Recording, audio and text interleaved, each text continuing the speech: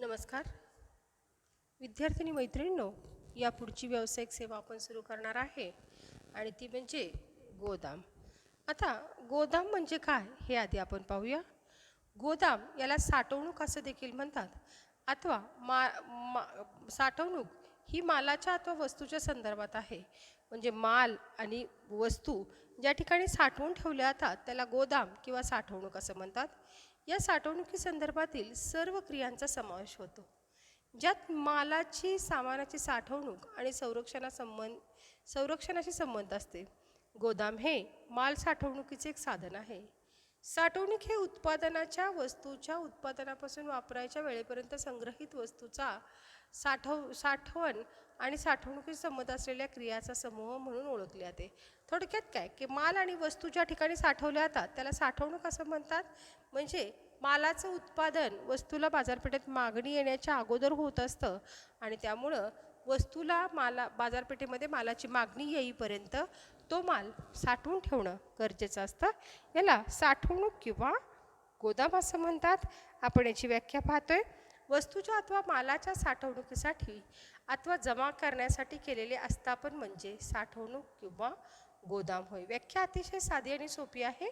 वस्तू अथवा माल म्हणजे एखादी वस्तू किंवा एखादा माल साठवणुकीसाठी अथवा जमा करण्यासाठी की असलेली आस्थापन म्हणजे वस्तू आणि माल साठवणुकीसाठी किंवा जमा करण्यासाठी केलेली एक सोय आस्थापन म्हणजेच गोदाम किंवा साठवणूक होय. आता यानंतर आपल्याला पुढचा भाग पाहायचा आहे तो म्हणजे गोदामाचे कार्य. सगळ्यात महत्त्वाचं कार्य गोदामाचं पहिलं आहे ते म्हणजे मालाची साठवणूक किंवा संचयन.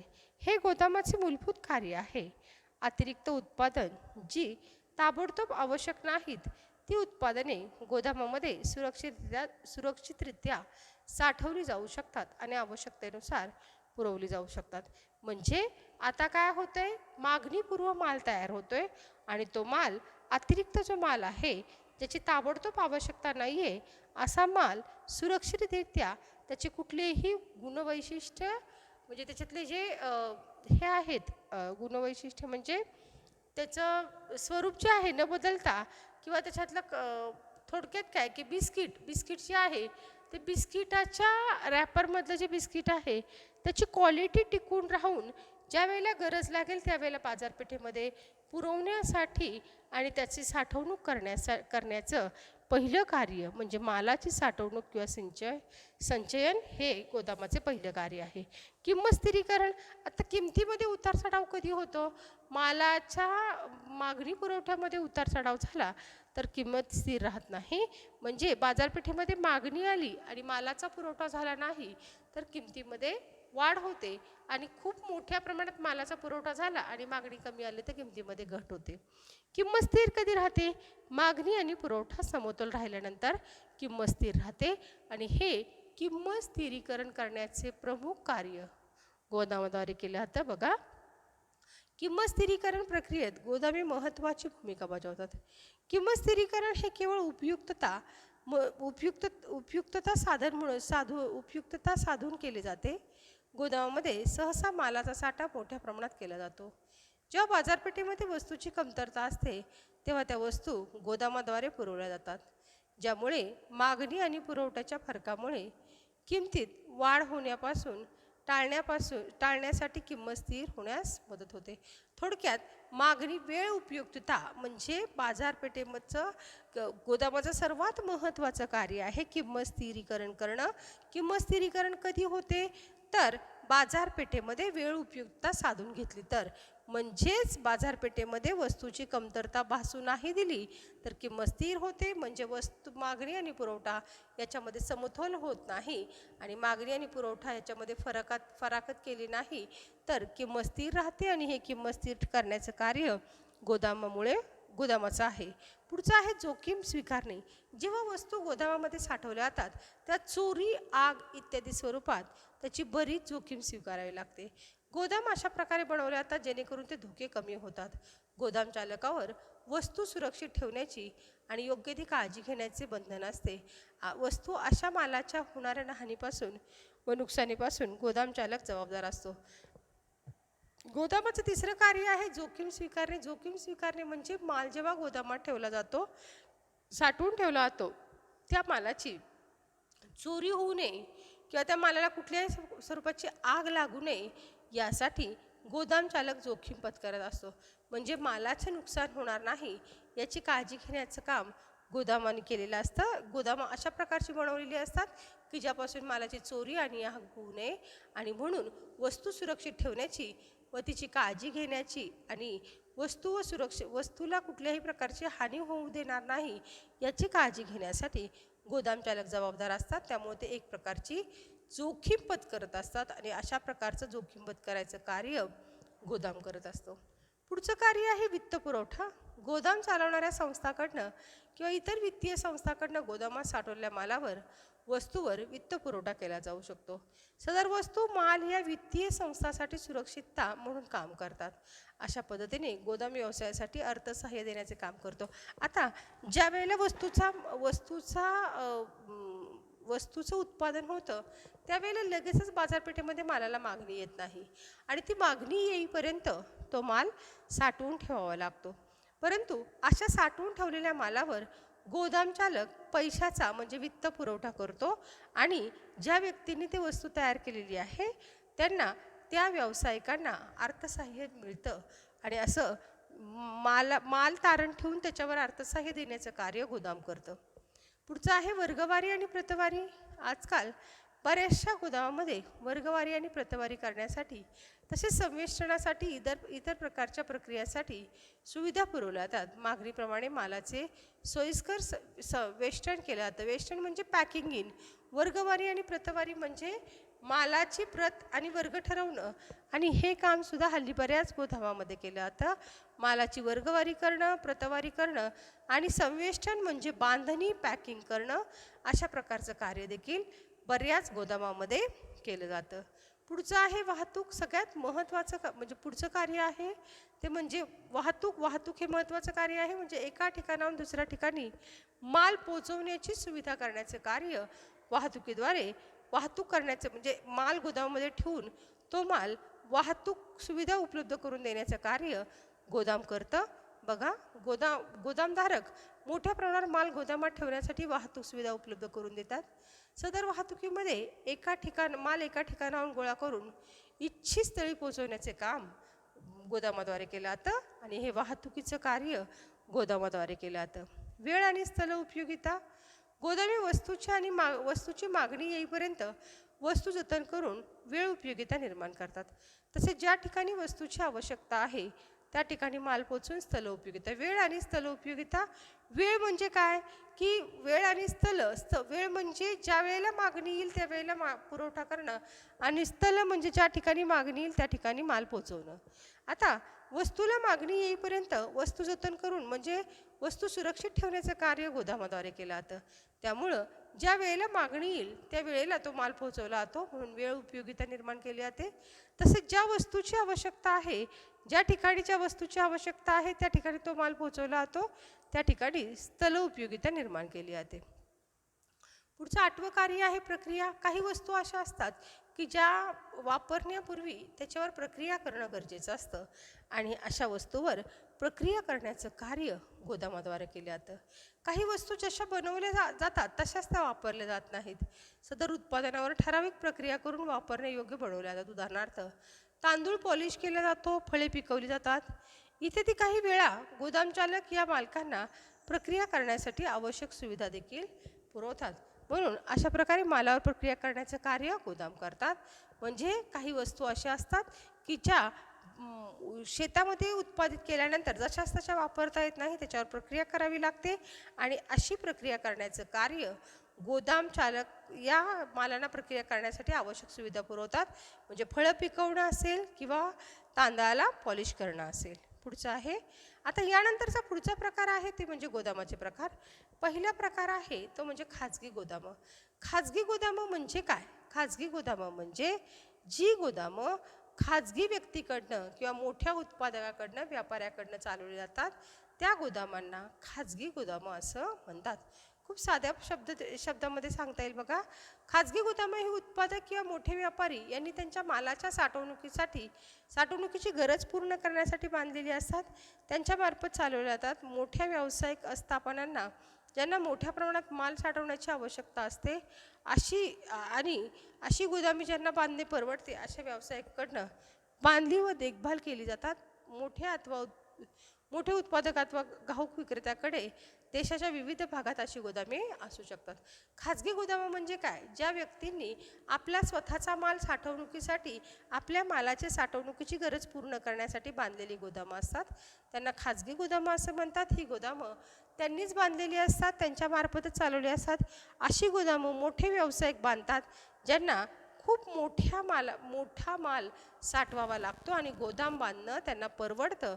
अशा व्यवसायाकडनं ही गोदाम बांधली जातात. उदाहरणार्थ म्हणजे मोठमोठे शेतकरी जे आहेत ते बागायतदार शेतकरी आपला माल साठवण्यासाठी बांधतात किंवा मोठे उद्योजक आपल्या मालाची साठवणूक करण्यासाठी असे व्यावसायिक गोदामे किंवा खाजगी गोदामे बांधतात. ही गोदामे त्यांच्याच मालकीची असतात, त्यांचाच माल त्याच्यामध्ये साठवला जातो. असा माल साठवण्यासाठी त्यांनी स्वतःही गोदामे बांधलेली असतात. देशाच्या विविध भागात अशी गोदामे असू शकतात. आता जशी खाजगी लोकांनी बांधलेली असतात तशीच सार्वजनिक गोदामं ही सरकारने बांधलेली असतात. सार्वजनिक गोदाम कशासाठी बांधलेलं असतं तर लहान उत्पादकांना त्यांच्या मालाची साठवणूक करण्याची सोय उपलब्ध करून देण्यासाठी सार्वजनिक गोदामं बांधलेली असतात. आता सार्वजनिक गोदामं म्हणजे काय बघा. सार्वजनिक गोदामे ही अशी व्यावसायिक संस्थापना आहे जी सर्वसामान्य ठराविक रक्कम आकारून माल साठवण्याची सुविधा उपलब्ध करून देतात. एखाद्या व्यक्तीमार्फत अथवा सहकारी संस्थेमार्फत यांचे संचालन केले जाते. सार्वजनिक गोदामे शासनाच्या परवानग्याअंतर्गत विहित नियम व कायद्यानुसार कार्य करतात. सार्वजनिक गोदामे लहान उत्पादकांना व व्यापाऱ्यांना कमी किमतीत साठवणुकीची सुविधा उपलब्ध करून देतात. सार्वजनिक गोदामे ही योग्य प्रकारे बांधले जाऊन सदर गोदामामध्ये मालाचे 24 तास रक्षण केले जाते. सार्वजनिक गोदामे हे सामान्यतः लोहमार्ग, महामार्ग आणि जलमार्गाजवळ वसलेली असतात. आपण आता वरच्या ह्याच्यामध्ये काय पाहिलं? खाजगी गोदामं. खाजगी गोदामं म्हणजे काय? खाजगी गोदामं म्हणजे ज्या व्यक्तींनी असे मोठे व्यापारी व उद्योजक आहेत ज्यांनी आपला माल साठवण्यासाठी गोदामं तयार केलेली आहेत त्याला खाजगी गोदामं म्हणतात. तसेच सार्वजनिक गोदामं ही सरकारने बांधलेली असतात. ही गोदामं साधारणपणे लोहमार्ग, महामार्ग आणि जलमार्गाच्या ठिकाणी वसलेली असतात. ही गोदामे सरकारने याच्यासाठी बांधलेली असतात की जेणेकरून लहान व्यापारी व उद्योजक आहेत त्यांना आपला माल साठवता यावा. सर्वसामान्यपणे ठराविक रक्कम आकारून माल साठवणूक करण्याची सुविधा या गोदामामार्फत दिली जाते. या परवान्याअंतर्गत विहित कार्य करता सार्वजनिक गोदामं ही लहान उत्पादकांना, व्यापाऱ्यांना कमी किमतीत वस्तूचा साठा करण्यासाठी उपयोगी होतात आणि ही गोदामं साधारणपणे लोहमार्ग, महामार्ग आणि जलमार्गाच्या ठिकाणी बांधलेली असतात. करदेय गोदामं बंधपत्र गोदामे ही सरकारकडून परवानाकृत असून आयात मालाचा साठा सीमाशुल्क भरेपर्यंत आयातदाराकडून उपयोगात आणली जातात. ही गोदामं सीमाशुल्क अधिकाऱ्याच्या आधिपत्याखाली काम करतात. सदर गोदामामध्ये गोदामचालक एक करार करून द्यावा लागतो ज्यामध्ये गोदामचालक आयातदार सीमाशुल्क भरल्याशिवाय सीमाशुल्क अधिकाऱ्याच्या संमतीशिवाय मालाचा ताबा न देण्याबाबत कटिबद्ध असल्याचा निर्वाळा देतो. आयात माल कराराअंतर्गत करार म्हणजे बॉन्ड ठेवला जातो आणि संमतीशिवाय काढता येत नाही. थोडक्यात काय की हा करदेय गोदामं ही बंदराच्या ठिकाणी वसलेली असतात. आयात निर्यात ज्या ठिकाणी माल होतो त्या ठिकाणी बांधलेली असतात. ज्या वेळेला माल आयात केला जातो आणि आयातदाराकडनं उपयोगात आणला जातो तेव्हा त्या ज्यांनी माल आयात केलेला आहे त्या आयातदारांनी तो माल उचलण्याच्या अगोदर त्याच्यावर कर भरावा लागतो. त्याला करदेय गोदाम असं म्हणतात. बघा लक्षात ठेवा, करदेय गोदामं ही बंदराच्या ठिकाणी वसलेली असतात. सरकारकडनं परवाना करून ज्या वेळेला मालाची आयात केलेली असते त्यावेळेला तो माल साठा सीमाशुल्क भरेपर्यंत आयातदाराकडनं उपयोगात आणली जात नाही. म्हणजे गोदामी सीमाशुल्क अधिकाऱ्याच्या आधिपत्याखाली सदर गोदाम चालकाला एक करार करून द्यावा लागतो की ज्यामध्ये गोदाम चालक आयातदार सीमाशुल्क भरल्याशिवाय, सीमाशुल्क अधिकाऱ्याच्या संमतीशिवाय तो माल त्याला दिला जात नाही. म्हणजे थोडक्यात आयातदार जेव्हा माल आयात करतो त्यावेळेला तो माल गोदामामध्ये साठवून ठेवला जातो. कुठपर्यंत साठवून ठेवला जातो? जोपर्यंत तो आयातदार त्याच्यावर जो म्हणजे माल सीमाशुल्क, त्याच्यावरचं जे सीमाशुल्क आहे तो भरत नाही तोपर्यंत. आणि त्याला एक करार करून द्यावा लागतो, तो कटिबंध असतो. आणि तो करार कशासाठी असतो? तर आयातदाराच्या संमतीशिवाय तो माल बाहेर काढू शकत नाही, त्याला सीमाशुल्क भरावं लागतं. अशा गोदामाला करदेय गोदाम म्हणतात. आता करदत्त गोदाम. करदत्त गोदाम म्हणजे काय बघा, जर एखाद्या आयातदाराला वस्तूची वाहतुकीत अडचणी येत असतील तर सीमाशुल्क भरल्यानंतर माल करदत्त गोदामात ठेवला जातो. सर्व करदत्त गोदामे ही सार्वजनिक असतात, ही आयातदारांना उपलब्ध असतात. सर्व गोदामे आयातदारांना उपयुक्त आहेत कारण ही मालाची योग्य ती काळजी घेतली जाते व विविध क्रिया जसे की विभागणी, पुनर्वेष्टन प्रक्रिया केल्या जातात. वस्तूच्या पुनर्निर्यातीसाठी सदर गोदामे अधिक उपयोगी असतात. सदर गोदामे बंदर अथवा गोदी क्षेत्राजवळ प्रकर्षण जातात. करदत्त गोदाम म्हणजे ज्या मालावर कर भरलेला आहे आणि तो माल वाहतूक करण्यासाठी वाहतुकीत अडचणी येत असतील आणि सीमाशुल्क भरल्यानंतर ज्या ठिकाणी माल साठवला जातो त्याला करदत्त गोदाम असं म्हणतात. करदत्त म्हणजे कर भरल्यानंतर जर काही अडथळे असतील, जर कालावधी लागत असेल तर अशा अडथळ्या दूर करण्यासाठी किंवा कालावधीपर्यंत तो माल त्या गोदामामध्ये साठवून ठेवला जातो. ही गोदामं बंदराजवळ वसलेली असतात. या गोदामामध्ये आयातदारांना उपयुक्त असतात. या गोदामामध्ये सर्व प्रकारची काळजी घेतली जाते. मालाची काळजी घेतली जाते, जसे की संवेष्टन असेल, वस्तूची काळजी घेणं असेल, किंवा बऱ्याचदा ही गोदामं जी आहेत ती कशासाठी उपयोगी असतात तर ज्या वेळेला एक आयातदाराकडनं माल आयात करून पुनर्निर्यात करून पुन्हा म्हणजे एका देशातून माल आयात करून तिसऱ्या देशात विकायचा असो, म्हणजे पुनर्निर्यात ज्या वेळेला करायची असते त्यावेळेला करदत्त गोदाम अतिशय उपयुक्त होतात कारण यामध्ये माल निर्यात करण्यासाठी साठवून ठेवला जातो. ही गोदामं बंदर अथवा गोदीजवळ आढळतात. पुढचं आहे शासकीय गोदामं. शासकीय गोदामं ही गोदामे केंद्र व राज्य सरकार किंवा सार्वजनिक सहकारी संस्थेच्या मालकीचे असून त्यांच्याद्वारे व्यवस्थित स्थापित केलेली असतात. छोटे शेतकरी, व्यापारी, विक्रेते, थोडक्यात काय की सरकारकडनं बांधली जाणारी गोदामं जी आहेत त्याला शासकीय गोदामं असं म्हणतात. ही शासकीय गोदामं छोटे शेतकरी, व्यापारी आणि विक्रेते यांच्यासाठी बांधलेली असतात. त्यांचा माल जो आहे तो अतिशय माफक किमतीमध्ये तेथे साठवून ठेवला जातो. वेगवेगळ्या राज्यात आणि देशात अशा प्रकारची सेंट्रल वेअरहाऊसिंग कॉर्पोरेशन किंवा राज्य वकार महामंडळ आणि खाद्य निगम मंडळ इत्यादी नावाने ओळखली जातात. थोडक्यात काय की सरकारतर्फे बांधलेली गोदामं जी आहेत त्याला शासकीय गोदामं असं म्हणतात. ही शासकीय गोदामं जी आहेत ती छोटे शेतकरी, व्यापारी आणि विक्रेते यांच्यासाठी बांधलेली असतात. सरकारी गोदामे ही गोदामे सहकारी संस्थांच्या मालकीची असतात. संस्था नियंत्रित असतात. मुख्यतः अत्यंत किफायतशीर दराने गोदाम सुविधा उपलब्ध करून देतात. अशा प्रकारची गोदामे शेतकरी आणि व्यापारी तसेच सामान्य जनतेसाठी उपयुक्त असतात. म्हणजे सहकारी तत्वावर सहकारी संस्थेने बांधलेली जी गोदामे असतात त्यांना सहकारी गोदामे असे म्हणतात. सहकारी संस्था याच्यावर नियंत्रण ठेवत असते.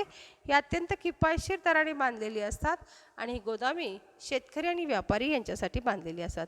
यानंतरचा पुढचा प्रकार आहे तो म्हणजे शीतगृह.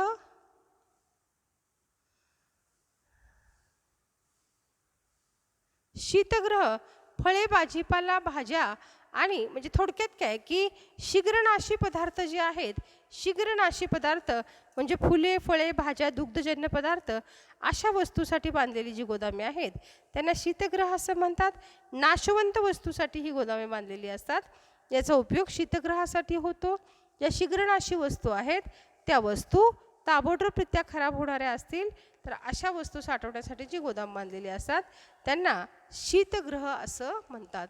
यानंतरचा भाग आहे तो म्हणजे संप्रेषण. संप्रेषण आपल्या अभ्यासक्रमातून गाळलेला आहे. आणि यानंतर पुढचा भाग आहे तो म्हणजे तुलनात्मक अभ्यास करा. तुलनात्मक अभ्यास करा हा भाग जो आहे तो भाग तुम्ही करायचा आहे, कारण आपण त्या सगळ्या गोष्टी पाहिलेल्या आहेत. याची PDF एखादी असेल माझ्याकडं तर मी तुमच्यासाठी लिहिण्यासाठी पाठवते. पण आज आपलं इथं हे चौथं प्रकरण संपलेलं आहे. आज आपण इथं थांबतोय. धन्यवाद.